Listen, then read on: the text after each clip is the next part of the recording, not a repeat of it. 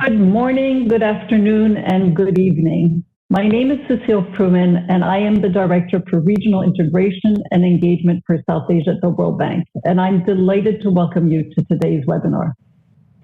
Today is the second in our series of One South Asia webinars, where we debate opportunities for regional cooperation and integration in South Asia. These webinars are underpinned by the World Bank's approach to South Asia regional integration, cooperation, and engagement, which is organized around three pillars. First, fostering economic connectivity. Second, reducing vulnerabilities and building resilience to climate change. And third, building human capital. The title of today's webinar is Feeding South Asia in Times of Crisis, Building Resilient Agricultural Supply Chains. Why did we pick this topic for our second webinar? It is central because South Asia is feeling the effects of COVID crisis very vividly. The World Bank predicts that 150 million people will be pushed into poverty, and that of those, a full 57 million will be in South Asia, the hardest hit region. This loss of income is leading to food insecurity despite government aid and social protection programs. We know that women and children are particularly vulnerable in a region that already accounts for about 40% of the world's stunted children and some of the world's highest rates of anemia amongst women. The pandemic crisis exacerbates risks of malnourishment as households cut back on nutrient-rich food. While the COVID health crisis has not translated into a full-blown food crisis as was initially feared, disruptions in food supply chains have been widely reported in countries across South Asia. With intra-regional trade and agricultural products amounting to about 13% of South Asia's agricultural trade in 2019, trade restrictions and disruptions have an important impact on food and agricultural value chains. Trade and food products are particularly important for the landlocked and the smaller economies in the region. For example, about 17% of Bhutan's imports were food and agro products, out of which 91% come from India. 52% of Afghanistan's cereal imports come from Pakistan. Furthermore, disruptions to the food supply chains as a result of COVID have led to an increase in food prices of 10% in South Asia. This is again the highest amongst all regions, according to the World Bank's Commodity Markets Outlook of October 2020. So in response to this crisis today, we will explore how regional cooperation in agricultural trade, food product value chains, and food supplies can support South Asia's recovery from COVID-19, and possibly even enhance the region's resilience to climate change and risk for the future.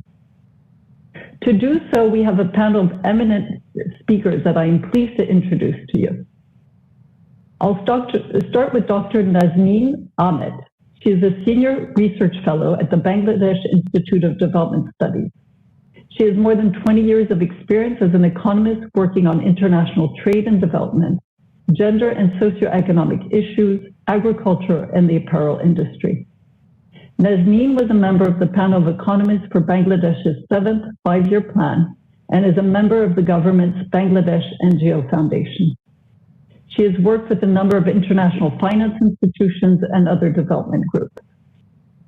Dr. Will Martin is a senior research fellow with the International Food Policy Research Institute, where his main interests are agricultural trade policy, poverty reduction, and the environmental impacts of agricultural support. Before joining IFPRI in 2015, Will spent nearly 25 years at the World Bank. His analysis of the 2007 and 8 food price shock was influential in shaping the World Bank's policy response to the crisis. That makes him very well positioned to be analyzing today's crisis. Our third speaker is Dr. Abid Qayyum Suleri. He is the head of Sustainable Development Policy Institute in Pakistan, a position he has held since 2007. His research interests include sustainable development, climate change, rural livelihoods, food security, and regional trade.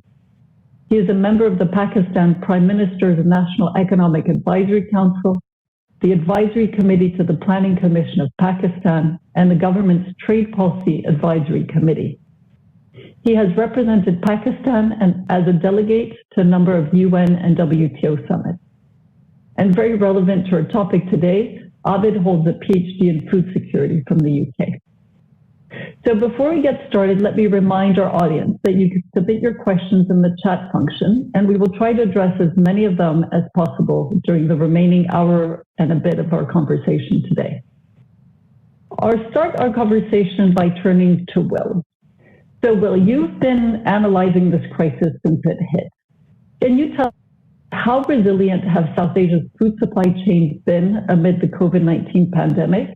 And how does South Asia compare to other regions? Over to you, Will.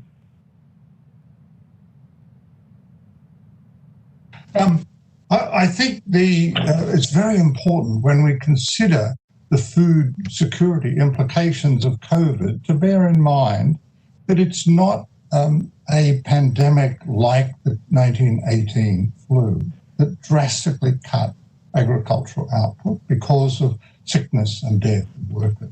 It's very different in that sense. And I've got a few slides that might be very helpful there. So the first of these just reminds us all that there are 4 pillars of food security and that COVID-19 shakes all of these in different ways. As we all know, the first is availability. So something like a drought can reduce all of the 1918 Spanish flu can reduce output drastically, and that cuts availability and raises some serious problems for food security, the most widely recognized ones. But in this particular case, and in many other cases, the real issue is access. It's not so much whether there's enough food available, it's really whether the poor and the vulnerable have access to that food. And as we'll see, this crisis is mostly about access. The income declines that make it hard for people to access food don't normally come from agriculture. They're coming from people losing their income, migrant workers losing employment and needing to go back to the village and so on. There are also challenges on the utilization side that Cecile mentioned, and of course stability. One doesn't know what the next stage of the pandemic will be. We worry a lot about policy changes, policy shocks. But we've been doing a lot of work looking at the impact of this shock on food crisis. Early in the crisis, we looked at it, and we have a graph here from our work, the next graph. Earlier this year, around April, what we saw was an increase in food, in poverty, which is totally linked to food security, of about 150 million people worldwide. An interesting feature of this shock is that it's worse for non-rural people. People in urban settings, denser populations, are actually more vulnerable to the problem. So we actually see this when we work it through. We use a combination of global model and household models. We find less impact in the rural sector. But this is a terrible reversal, 20% increase in global poverty as a consequence of this. Now, we hope this is a short-run increase. We're focused on this year. We hope to see an improvement. At that time, in our earlier estimates, we saw the worst outcomes being in sub-Saharan Africa. They're the largest number of people falling into poverty in sub-Saharan Africa, and a better situation in South Asia, but still large percentage increases in the number of poor people. As more data have become available, the latest World Economic Outlook, for instance, the next graph shows that situation has deteriorated for South Asia. The big economic downturn, especially in India, has really put pressure on poorer people. The biggest number, about 70 million people falling into poverty, are now, in the September update, are now in South Asia rather than in sub-Saharan Africa. The total number hasn't changed terribly much, but it's a very disturbing picture because of the economic downturn, which of course is much worse in India than in other countries of South Asia. So this is a terribly worrying situation. As Cecile mentioned, it's not just a loss of income on the final graph, looks at what's happening to the patterns of consumption. One of the things that people are doing is moving away from the more nutrient-dense commodities, fruits, vegetables, meats, dairy products, and this is a global estimate here, and shifting back towards lower cost, high calorie food options like rice and other grains. So it's a terribly worrying situation. And to answer your question, Cecile, the impact seems to be hardest and worst in South Asia. Thank you. Thank you, Will. Indeed, South Asia seems to be hit very hard in this crisis. So turning now to Nazneen, can you tell us how you've observed governments in South Asia supporting agricultural supply chains during the crisis? And in particular, what has Bangladesh done, your own country, to respond? And how has Bangladesh's relations, trade or otherwise, with its neighboring countries played a role in this? Over to you, Nazneen. Thank you, Cecile. When we talk about what happened, what the South Asian countries did in terms of the agricultural supply chain, I think all these countries tried to cope with two things. One is facing the crisis at that moment, so that keep the supply chain working. And at the same time, when we think of the supply chain, it's not only the final product. So one was to keep the supply chain of the final product at that moment, and at the same time to keep the supply chain of the agricultural raw materials for future production. So it was like from the supply chain from the two perspectives, I think that all the South Asian countries tried to address.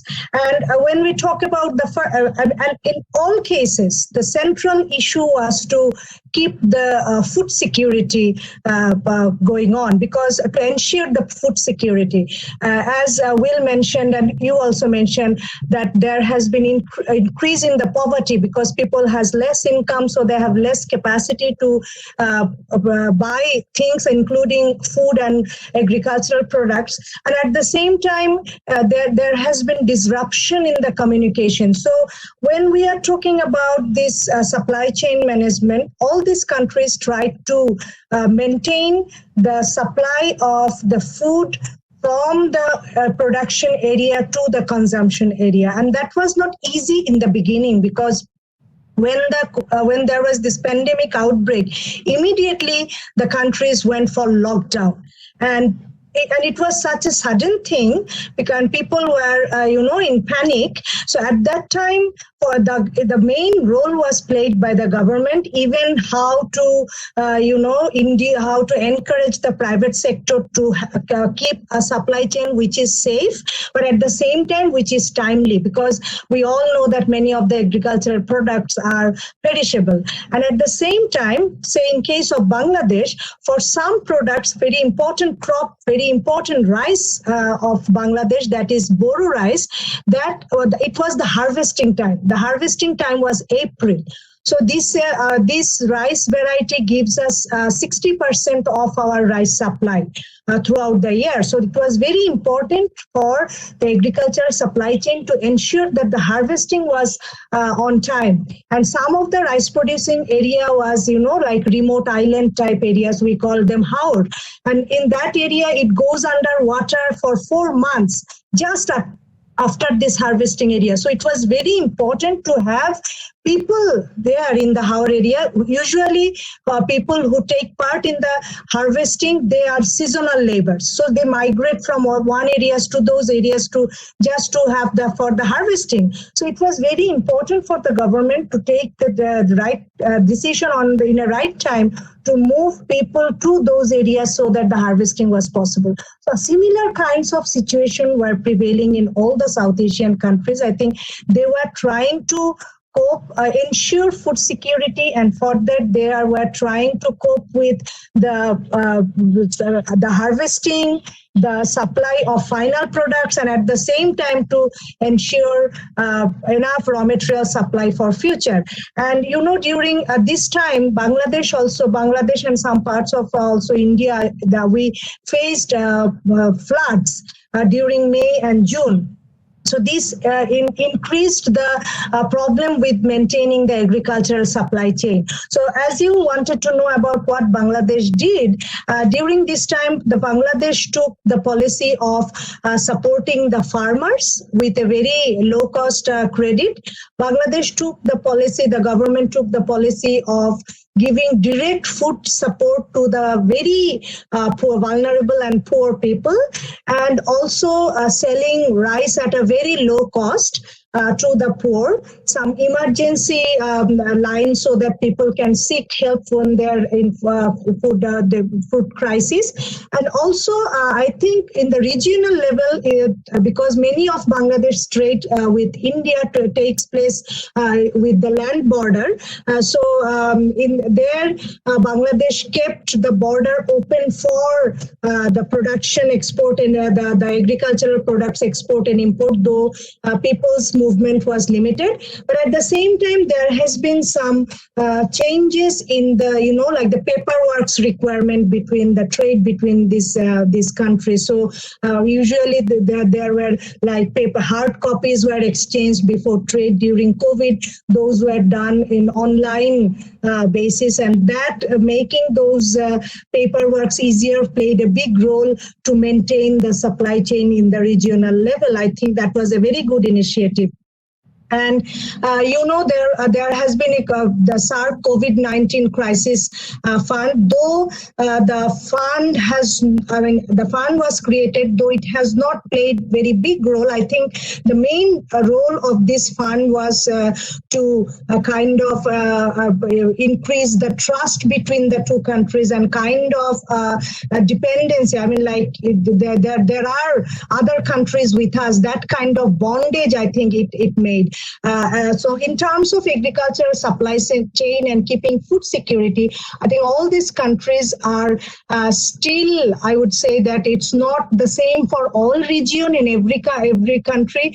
There are crises in different remote parts where the supply chain could not be maintained properly. The urban poor had to face crisis. And in terms of food security, if we connect it with the agricultural supply chain, so it's not only the supply side, in the demand side of food, people, because they had less capacity to buy, and there has been increase in the price level, increase in the inflation rate, that put extra pressure on the food security. But overall, I think these countries, including Bangladesh, they could maintain well this agricultural supply chain. In the beginning, the crisis that we projected, we did not see that happen. Maybe that was because the direct program for the poor and ICT played a big role. I think it was also in India, Pakistan, and Nepal, the use of information and communication technology, and also at later stage in Bangladesh to directly transfer money through mobile financial service. That helped people to keep their purchasing power. I think with all those things, it was reasonably well maintained, I would say, the agricultural supply chain, but I would say that there were some disruption. For example, the most important import item from India for Bangladesh is onion.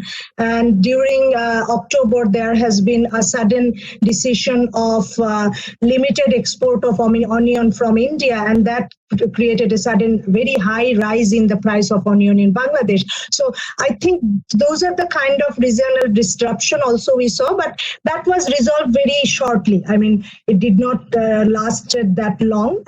So I think during COVID-19, one thing has been made one thing has become very clear to us regarding agricultural supply chain, that we in the South Asian countries, we need to actually enhance more trade between us, and we need to become more, close to each other regarding policies and data sharing. I stop here. Thank you. Great. Thank you, Nazneen. And we'll definitely come back to your final points of how can countries trade more and collaborate more. I'll turn now to Abid. So Abid, in Pakistan, food inflation has been quite high.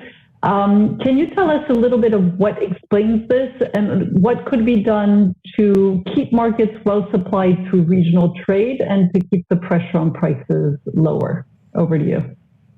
Well, thank you, Cecil. First, let me give you a little background. And even in COVID, when the lockdown was imposed, although Pakistan never went to the complete curfew-style lockdown, but when lockdown was imposed, food suppliers, those were considered among essential service providers.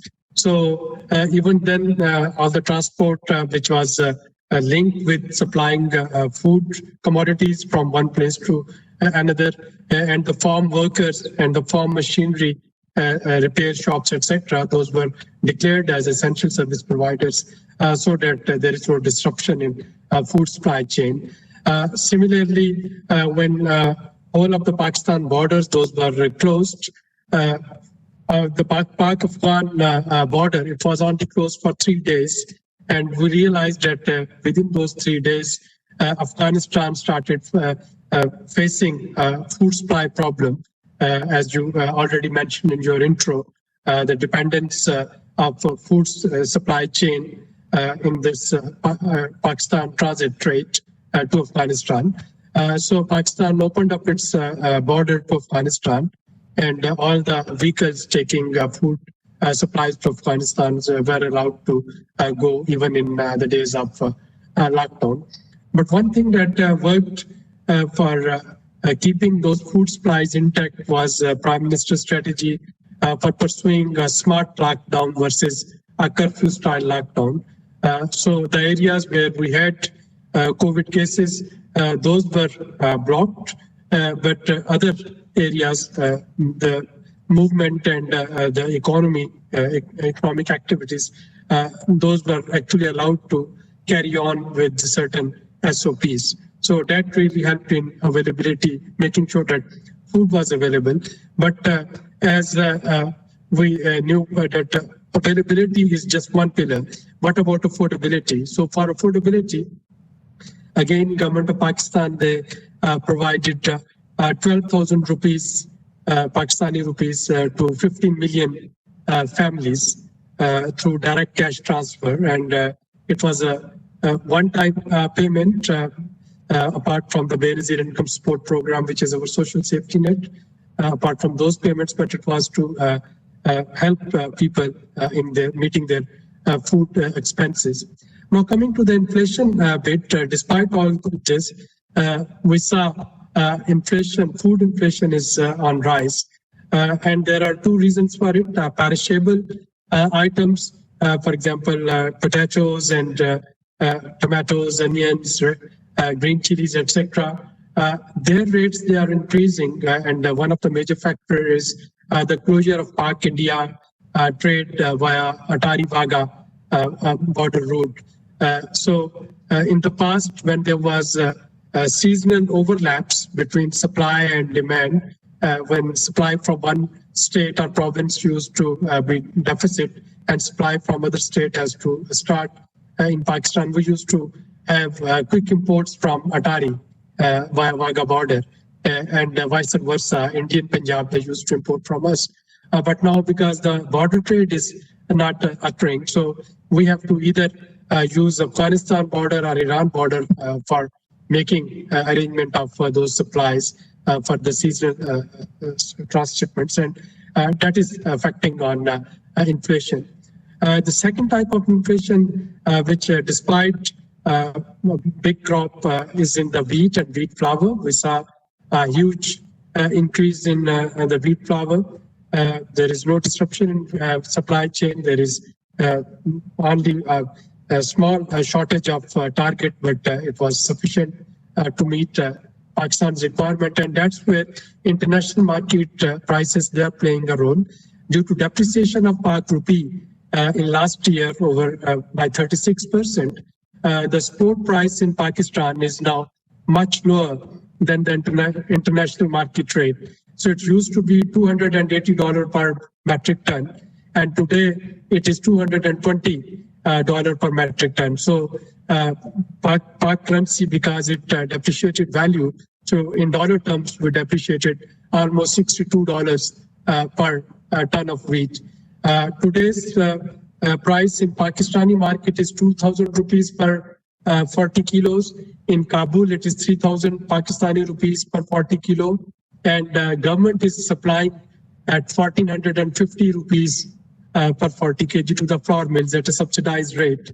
And despite these efforts, the flour is expensive in Pakistan because we speculate that much of that flour is being smuggled to Afghanistan and to Central Asia.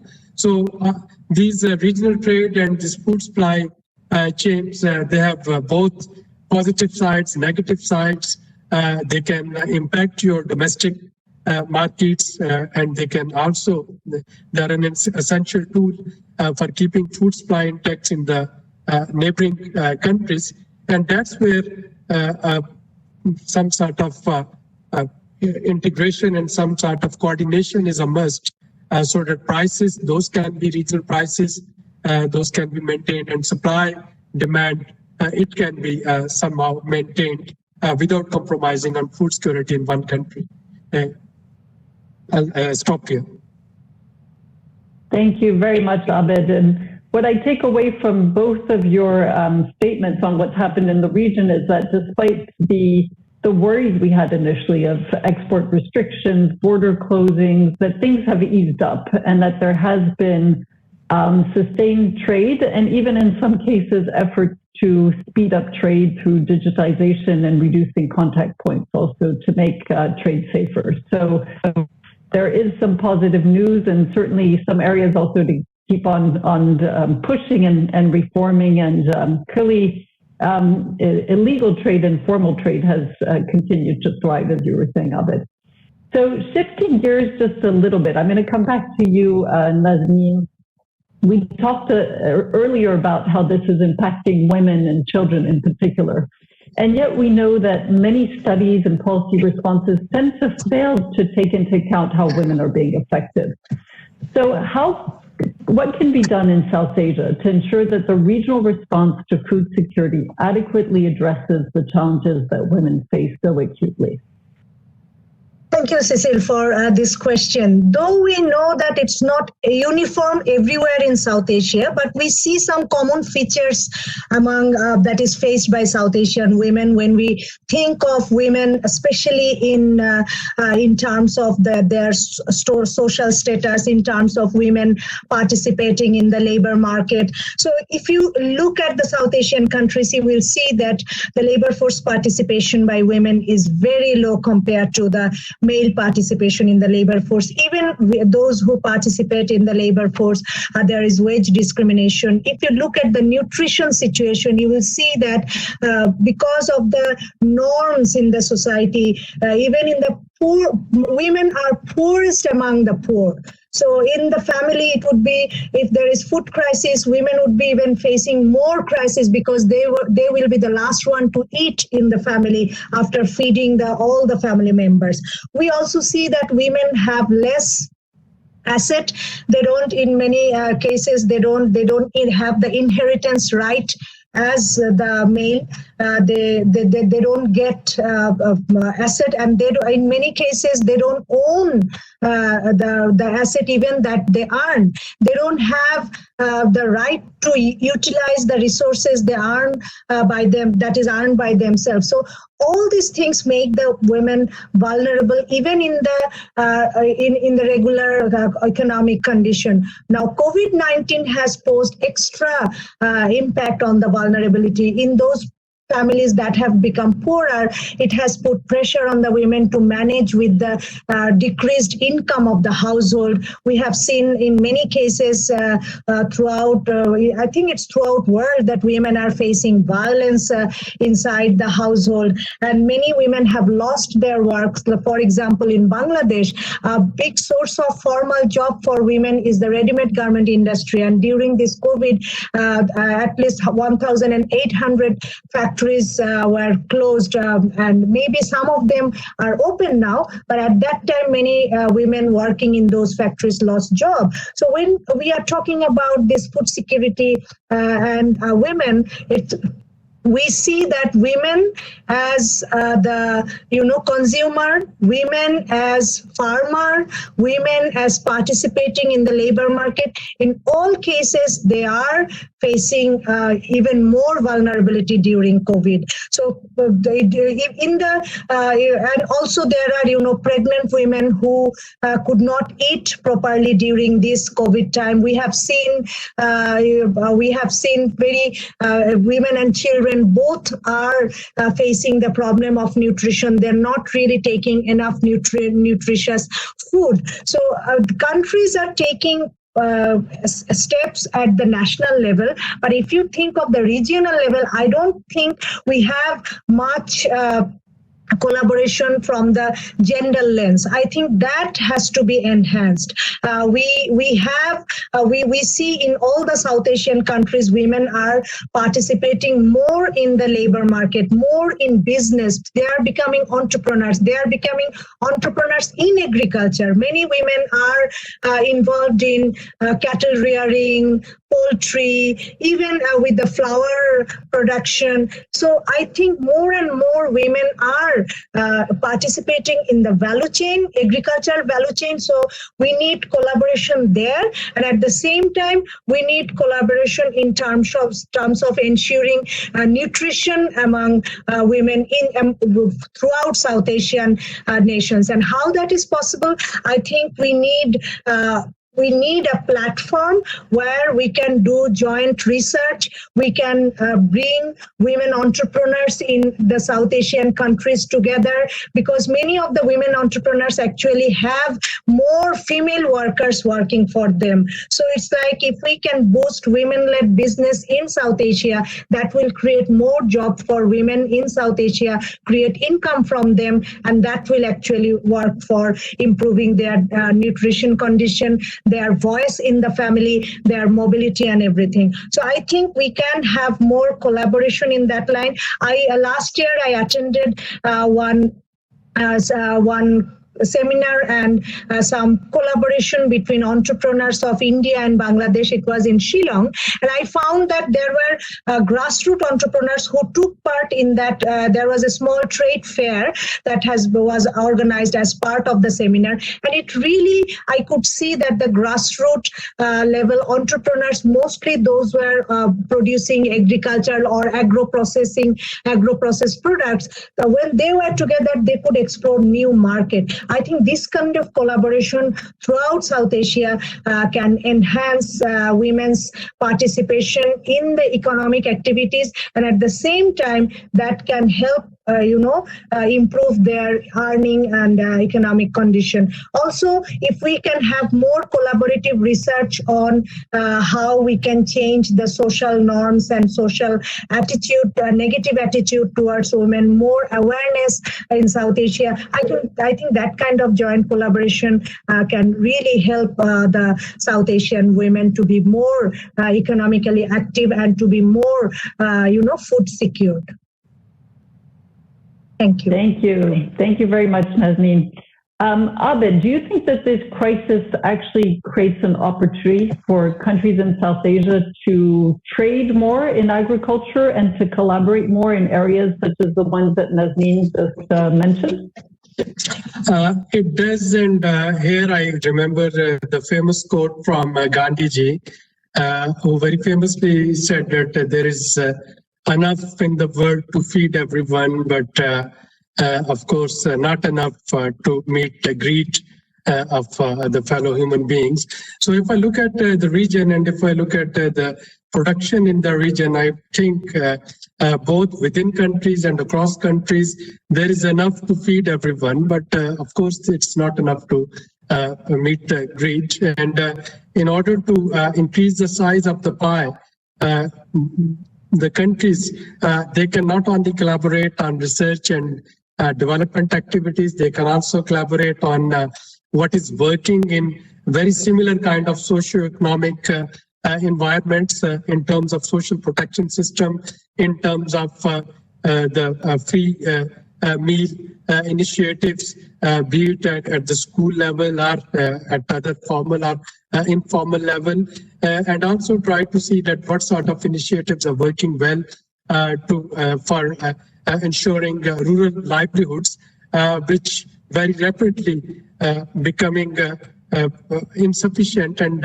that is resulting into an unplanned urban migration and leading to creation of urban slums.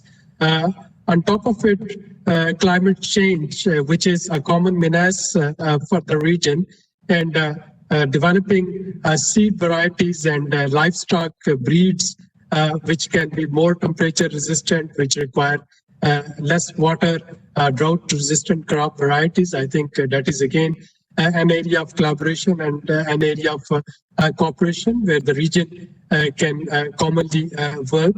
And the third, to which Nazreen also highlighted, I think existing initiatives which are already here, strengthening those initiatives by passing regional politics such as SARC, Food Bank or others.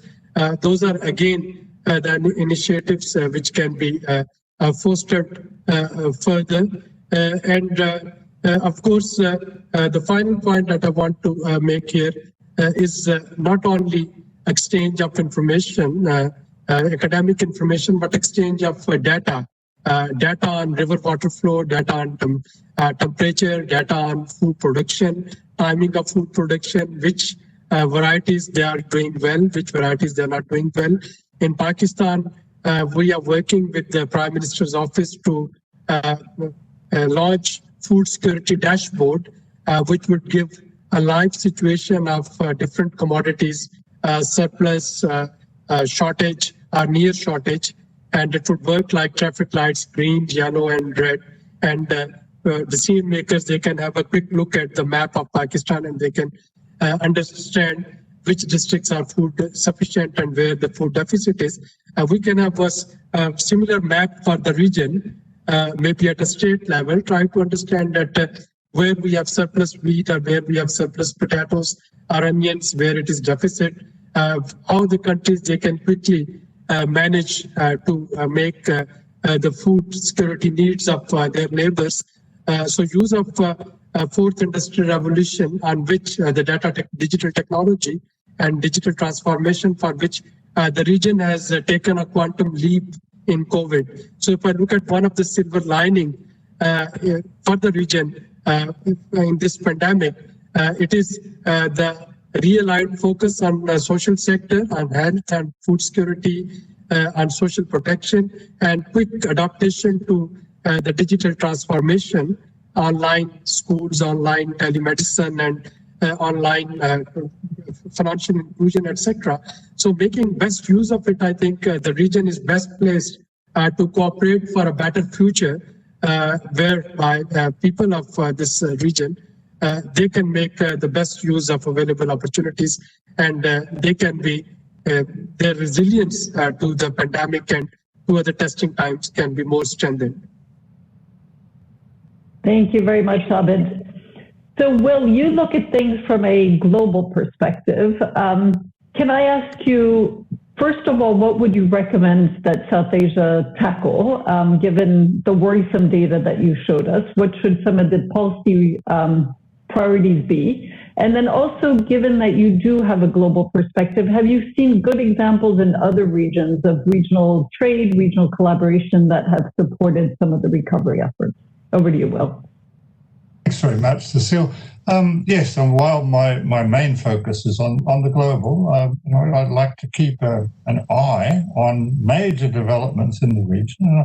I think one thing is very important is the reforms to agricultural marketing that have been made in India in the context of the response to COVID-19. One of the big challenges for India has been historically restrictions on movement of product between states, not only international, but domestically as well. And I think they've ill-served India, because if you have restrictions on mobility, you end up with shortages. You're relying on an undiversified base of production, just your local production. And that can be extremely dangerous in terms of food security, because it can create surges in prices locally, and so on. And I think the reforms, which are documented very nicely in an IFPRI blog, just recently released by Mahendra Dev, explain how fundamental these are in terms of removing those barriers to interstate trade, introducing frameworks for contract farming, and reducing the scope of the Essential Commodities Act. So I think that set of developments is an important one, both for the region and globally. I think as well, the points that Nazneen and Abid mentioned about declaring, in the context of COVID, agricultural trade and outputs and inputs to be essential. That was very important, and one that policymakers in the region and in other regions grasped very, very quickly, because you have to have that movement, otherwise you're going to get very localized problems, but acute problems of food insecurity. I think a very interesting highlight on food insecurity is provided by an important paper by Burgess and Donaldson that focuses on the colonial era India, and it looked at a situation where you didn't have transport of food, and then suddenly you had economical transport of food, which was with the introduction of the railway system. And what they found was that actually helped food security enormously. Suddenly production bases became much more diversified, without the prohibitive transport costs before the railway. Suddenly people could access food from other regions, and that greatly helped reduce the vulnerability to serious food insecurity associated with monsoon conditions, different monsoon conditions. It's a very important lesson both for domestic trade and for international trade, is the benefits of diversification that come with further opening to trade. One thing I would add to that as an important lesson where policymakers are still evolving is that it's important that trade policy be flexible and transparent. We often see the use of quantitative restrictions that, like export bans, the export ban that India introduced after 2007, 2008, they often stay on for too long. They generate immense instability domestically that then requires very costly storage if you're to counter it. They're not a good approach. It's much better to have more transparent, price-based trade policy measures. I think that's an important consideration, especially for Bangladesh, which worries about a lack of transparency sometimes in terms of trade policy. Thank you. Thank you very much, Will. I'm going to turn to some of our audience questions. So because this is an event on regional integration cooperation, we have a question on SARC. So the question is twofold. It's about the SARC food bank. Has it been activated, and how useful has it been as a response to the crisis? And then also, given some of the limited success of SARC in terms of organizing trade for the region, the person who specifically asks if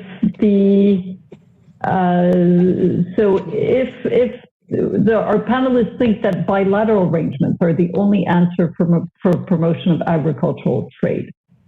So who would like to take that? Abid, can I start with you? Yes. Well, SARC Food Bank is a concept which is already functional. Countries, they have to declare certain percentage of the cereals and they store it within their own borders, within their own national borders. The development which came a few years ago, while the SARC process was still functional, it was that the condition of declaring national emergency in order to resort to SARC food bank resources was abolished. And now the countries, they could have got hold of those reserves without declaring national food emergency. That was one of the hurdles for accessing food stored in virtual SARC food banks. For the last many years, because the SARC process is at halt, but the concept is still very much there. And when we are talking of cross-border trade facilitation, and when we are talking of curbing inflation and curbing food insecurity through cross-border food movement, I think that can become a formal tool. So instead of wheat, for example, getting smuggled to Afghanistan, now Pakistan also export formally as well, but instead of getting it smuggled, if there was this SARC food bank, it was functional in real sense, Afghanistan could, of course, access wheat from Pakistan's quota, from India's quota, wherever it can find it easy to attract. The second, of course, bilateral trade arrangements, those become important in terms of looking at SARC geography. For example, when we're talking of onions and potatoes and tomatoes, the bilateral trade between Pakistan and India through a Atari-Baga border becomes important. And when we are talking of cereals, bilateral trade between Pakistan and Afghanistan, it becomes important. And similarly, rice in case of India, Bangladesh, or India, Nepal, or India, Bhutan. So that becomes important. But another level of coordination among these countries can be sectoral coordination. A block of countries working on drought-resistant varieties, a block of countries working on Himalayan agriculture, a block of countries working on other type of disasters or other type of climate change threats. So that can also be possible. So there are more than one ways, provided the will to cooperate, it remains active. And I think it is not only the pressure, the political will at the top, it's also the demand from masses, which is important. And perhaps we need to work on demand from masses. Thank you very much, Abid. Nazneen, would you like to add anything to that particular question? Yeah, I think one point, I think this year during COVID, I think Bhutan for the first time took advantage of this food bank from India. I don't remember the particular amount that was shipped, but I think that can be a very good example. And I think the food bank is like, and it can work as an example of how cooperation is possible. When you ask that whether it's only the solution is bilateral, we don't actually want that. But because we tried with SAFTA first, preferential trading arrangements, then SAFTA. And this whole idea of having a free trade area, it seems like it's working, but at the end something happens. So we have not yet been able to surpass the political issues. So that's why maybe we are looking for bilateral solution. But I think during COVID, the realization is it cannot be only bilateral solution, because we have seen that how our dependence on the other part of the world has, put us in challenges, made us vulnerable. Because when those countries have lower demand for the products that we export to them or the import that we make from them, so I am not saying that we will have like different parts, we will living in seclusion, but I think it's very important that we enhance the whole regional cooperation.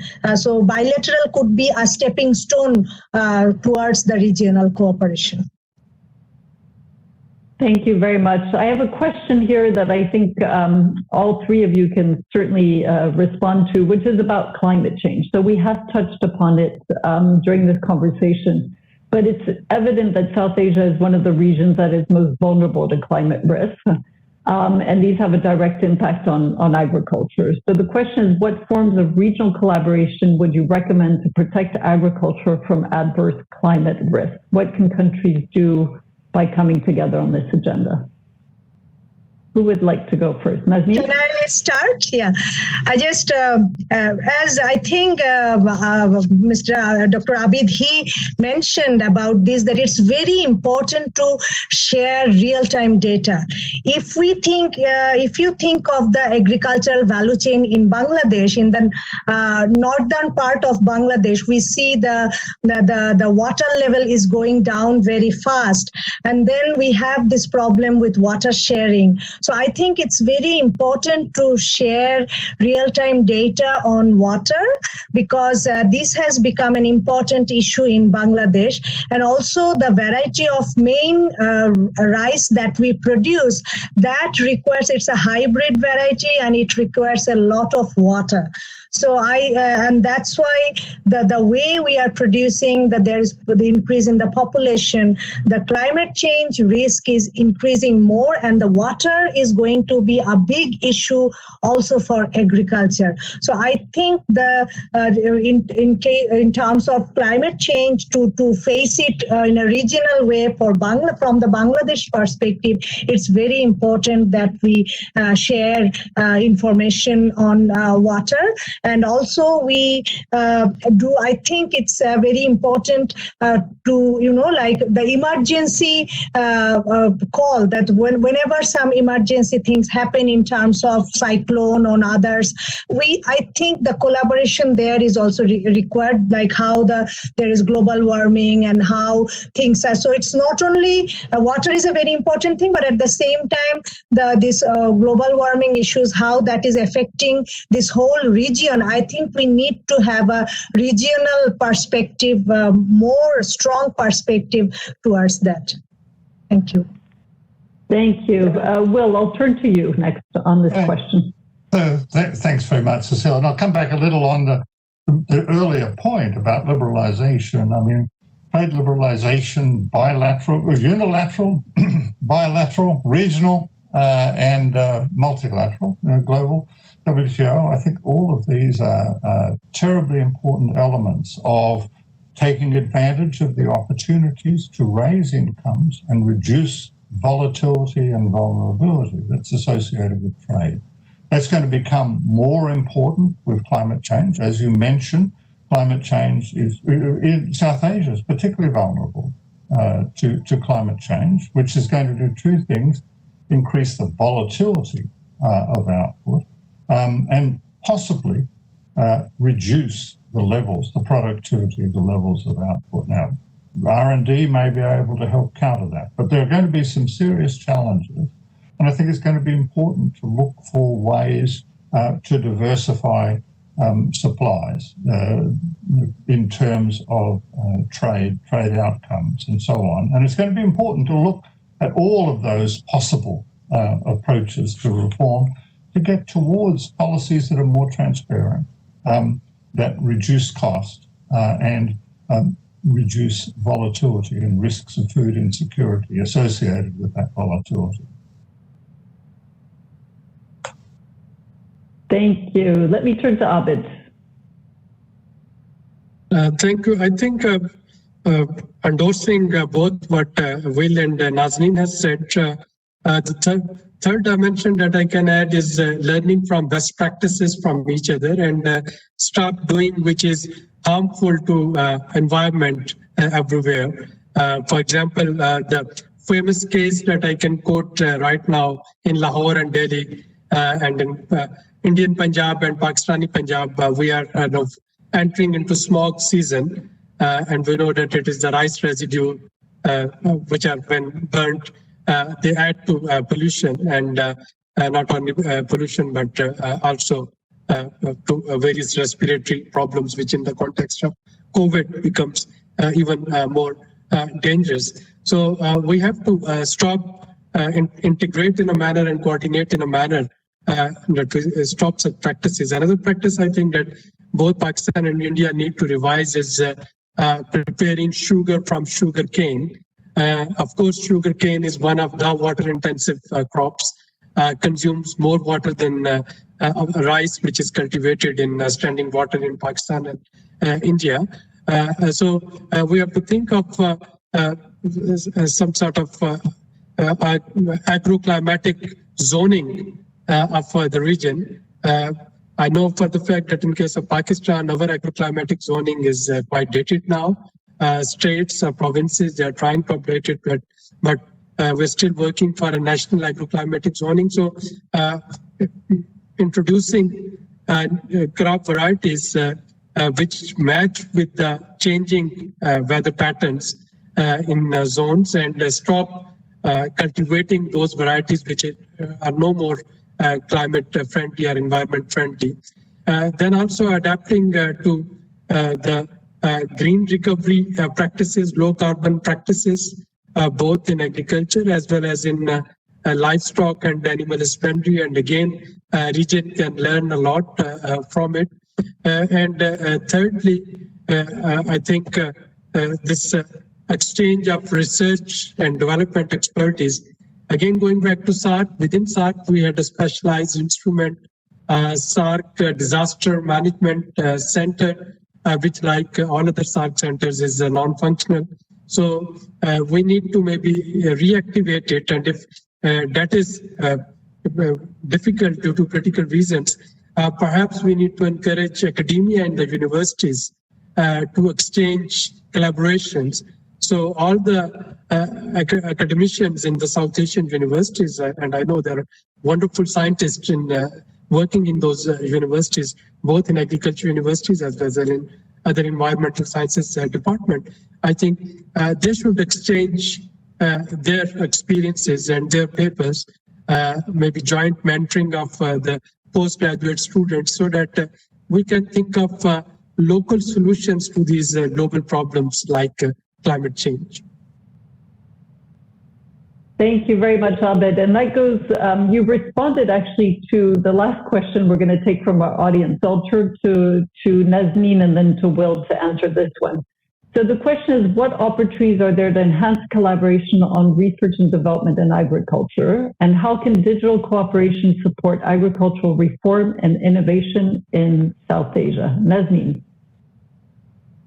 I think I will start from what Abid said at the end. So it's the youths where I see the future, that more collaboration from the young scientists, more collaboration between exchange program between the universities within South Asia on agricultural issues. That is a very important thing. Another thing is another research and collaboration that is possible between very young entrepreneurs who are having their business on agriculture, like horticulture, the flowers, the fish, livestock rearing. So we can learn from each other what kind of technology they are using. So if we can have some sort of, it's not academic collaboration, but practical collaboration in terms of visiting, different agricultural farms from young entrepreneurs of different countries, and SARC can support those visits.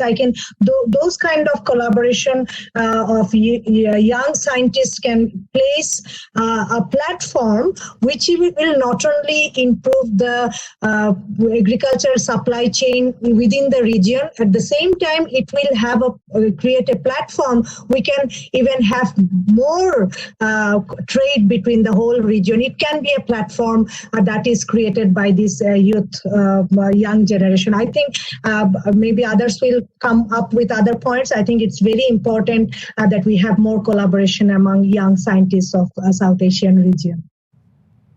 Thank you, Nazneen. Will, what are your thoughts on this question? I think your question you raise of trade in technology is hugely important. And I think South Asia is actually a poster of great success. Research and development activities in the countries themselves are pretty well developed. India in particular has put massive amounts of resources into R&D. There are also some very common challenges right across the Indo-Gangetic plain.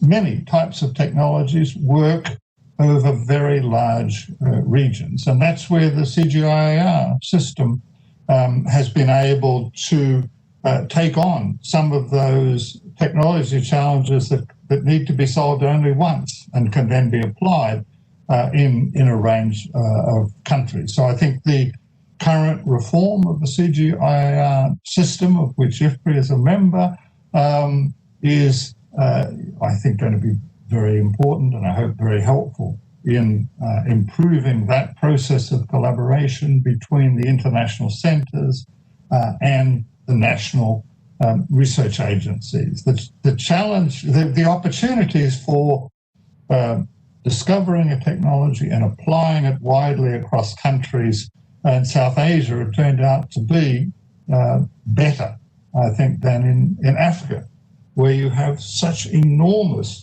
diversity of agroecological zones that it makes it very difficult to find. You need to find a whole lot of innovations to cover a large area.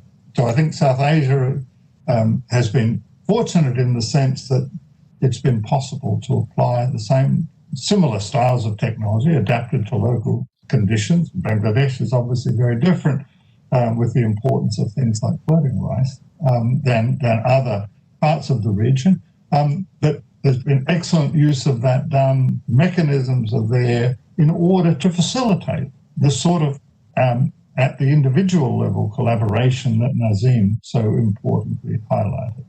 Thank you. Thank you, Will.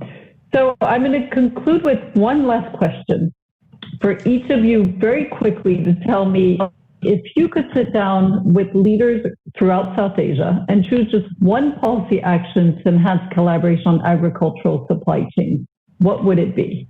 Let's start with you, Abid. Say exchange of data on production, data on consumption, supply and prices, so that we can have a stable prices and stable supply and meet demand. So using digital technology to assimilate this data across region on different food commodities. Thank you. So data for you, Nazneen. I wanted to talk about data because Abid said that, so I'm giving the second point. I would like to have to make trade more liberal between the countries, so reduction or abolition of all non-tariff and para-tariff barriers. I'd like to suggest for that in addition to data sharing. I think that's very important, still an important issue. Thank you. Will? Sure, Cecile, thank you. I'd like to endorse the points that Abid and Nazneen made. I'd probably want to go a little further in terms of looking for more liberal and more transparent trade policies within the region and multilaterally. I'd really encourage policymakers to take another look at the WTO. I think there's been a lot of concern about things like potential conflicts with the important public distribution systems of the region and global trade rules. But I think with care, those objectives can be satisfied better with a more liberal policy regime, that the WTO rules could be carefully adapted to preserve their ability to maintain transparent and open markets while avoiding conflict with the important public distribution systems and social safety nets. To an open trade regime, I would also highlight the importance of maintaining social safety net policies to ensure that the vulnerable keep access to food at all times. Wonderful. Thanks to all three of you. We do have a few more minutes, so if either of you would like to add a few additional points, if there's anything that's missing in our conversation, it's not missing. I just want to, because we cannot cover everything, but what I'm trying to, during COVID, I think also we have none of us have this kind of experience before. So this has given us an opportunity to look at the perspective of trade, cooperation from a new look. So that brings me to the position that we need to have collaboration more wherever possible. And also, I think gender aspect is very important, because whatever labor force participation women achieved, I think that has been facing more vulnerability during COVID, because many of the sectors where women were involved are dependent on export, dependent on the market, which is going down. So I think from that perspective, it is very important that throughout South Asia, we should learn from each other on different issues, and try to, when we learn from each other, try to practice those things in our economy. For example, in Pakistan, they had this system of this database for which they could easily transfer money immediately when the crisis started. But in case of Bangladesh, it took some time. We are supporting like 5 million people. We have started giving them cash support, but it took some time to, create the database, having the system and mobile financial service to work for that. So it took it. We wasted some time in that. So I think it's very important to learn from each other and develop this kind of framework and for that we need to meet. Our policymakers need to meet even more frequently, not bilaterally, but multilaterally. They need to meet more frequently to work on various issues. Thank you. Thank you very much, Nazneen. So it's going to be very hard to summarize this conversation. I don't think I'll do justice to the richness, but let me try to just pull out a few threads from our conversation. I think we all agree that this crisis is very severe and very deep, and it is impacting South Asia in a very significant way. There will be increased poverty, increased food insecurity, and possible malnourishment. And while the initial fears we had around a very serious food crisis or trade disruptions have been alleviated, there is still a lot to be done, and there are also some opportunities, I think, emerging from this crisis. Opportunities to keep trade flowing, to make trade, to enhance trade, to liberalize trade, to remove some of those tariffs and para-tariffs that you were referring to, Nazneen, to really use this opportunity to digitize and automate trade. That's certainly an area where we've seen some progress, but there's room for more. I think the other things that I heard where we could hope to see more regional collaboration is definitely on data, sharing data on water, hydromet, commodity prices, the full gamut, everything that helps inform good policy making, but also helps the private sector make the right decisions. We talked about research and development, getting academics to work together, research centers, and as Will was rightly pointing out, there are some very good efforts already going on. The very important point about youth, how do you bring youth into the conversation? They are the leaders of tomorrow and they have wonderful ideas. The same with entrepreneurs. Very important points were made about the role of women. They are probably some of the most vulnerable in this crisis, women and children, and yet they don't have a seat very often in terms of research and also in policy making. So how do we bring them into that regional conversation? Let me just check here. I think those were really, and of course, yes, knowledge sharing, right? There's so many wonderful experiences happening in each of these countries, and yet often, other than through these types of seminars, webinars, often those don't get sufficiently shared. So how do we also tap the wisdom of the region to create more opportunities for learning from each other and from collaborating? So, as I said, probably not a full and complete summary, but certainly what I take from this conversation is that while the situation is of great concern and it's compounded by climate change and conflict, I think we always need to remember that the poverty numbers are very much affected by those 3 C's, COVID, climate, and conflict. There have been some positive trends, and there certainly is the opportunity to continue to enhance trade, to enhance collaboration, and to help the countries domestically to overcome the crisis through more collaborative approaches. So I will now bring this event to an end. I'd like to start by thanking our three wonderful, wonderful speakers. This has been just such a lively and seamless conversation. So Nazneen Ahmed, Dr. Nazneen Ahmed, thank you very much. Wonderful having you. Dr. Will Martin, thank you for sharing your wisdom also from IFPRI and your global perspective. And Dr. Abid Suleri, thank you also very, very much for your remarks and sharing your perspective from Pakistan. I'd like to also thank the many, many people who contributed to organizing this event. I'm not going to read out all their names because there are too many, but they know who they are, and there's a lot of work that goes into preparing these events. So I'm very grateful to all of them. I'd like to remind everyone that we are running this as a series. So this is today our second event. We'll have one in January and then in March. We're aiming to have one every other month. And the focus will continue to be on regional collaboration and integration in South Asia. And obviously, if our audience has any special requests or ideas, we'd love to hear from you. You can chat with us through the live page, and you can also email us. So with that, thank you to everyone. Thank you to our audience for tuning in today. We hope that you enjoyed this conversation certainly as much as I did. Thank you, everyone. Have a wonderful day, a wonderful evening, and we hope to see you again very soon. Bye-bye.